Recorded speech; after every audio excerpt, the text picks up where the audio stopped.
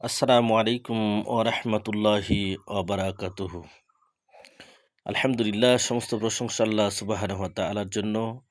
দরুদ ও সালাম বর্ষিত হোক বিশ্বনবী হজরতে মোহাম্মদ রসুল্লাহ সাল্লাল্লাহু আলাইহি ওয়াসাল্লামের উপরে। সম্মানিত উপস্থিতি, মানব ইতিহাসে সর্বপ্রথম কোরবানি হজরতে আদম আলাইহিস সালাম এর দুপুত্র হাবিল ও কাবিলের কোরবানি। এর উল্লেখ কোরআন পাকে রয়েছে।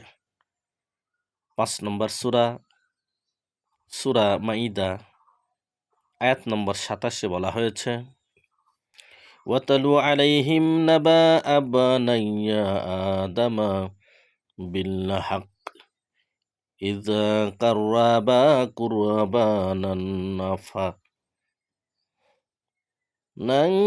ফাতুকুবিয়ানা মিন আহাদিয়াহিয়ামা ওয়া লাম তাকাব্বালা মিনাল্লাহ আখার। অর্থাৎ, এবং তাদেরকে আদমের দুপুত্রের কাহিনী ঠিকমতো শুনিয়ে দাও, যখন তারা দুজনে কুরবানি করল। একজনের কুরবানি কবুল হলো, অপরজনের হলো না।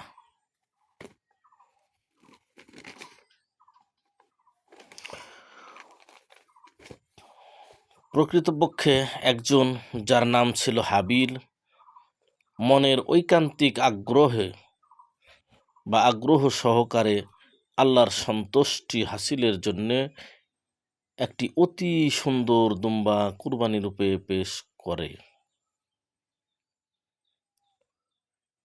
বোঝা গেল, 3টি বিষয়ের সমন্বয়ে হাবিল কুরবানি করেছিল। 1 নম্বর, মনের ঐকান্তিক আগ্রহ সহকারে। 2 নম্বর, আল্লাহর সন্তুষ্টির উদ্দেশ্যে।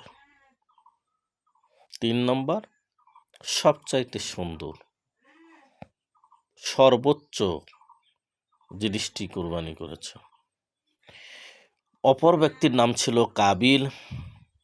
সে অমনোযোগ সহকারে খাদ্যের অনুপযোগী খানিক পরিমাণ খাদ্যশস্য কুরবানি স্বরূপ পেশ করল। এখানে লক্ষণীয় যে অপরজনের নাম ছিল কাবিল, এ কুরবানি করলো যখন তার অমনোযোগী ছিল, অতটা গুরুত্ব তার ছিল না,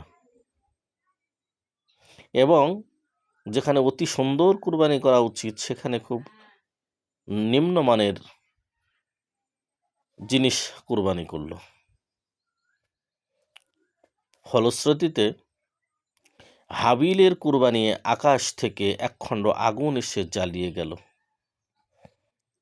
এটা কবুল হওয়ার আলামত মনে করা হতো, অর্থাৎ হাবিলের কুরবানি কবুল হলো।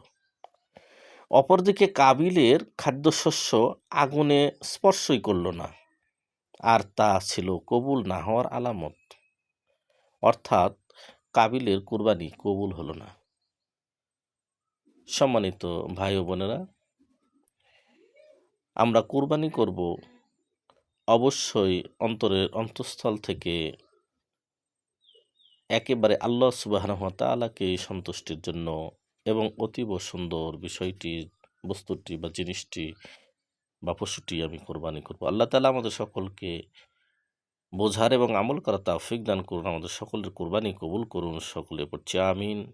ওয়া আখিরি দাওয়ানা আনিল হামদুলিল্লাহি রাব্বিল আলামিন। আসসালামু আলাইকুম ওয়া রাহমাতুল্লাহ।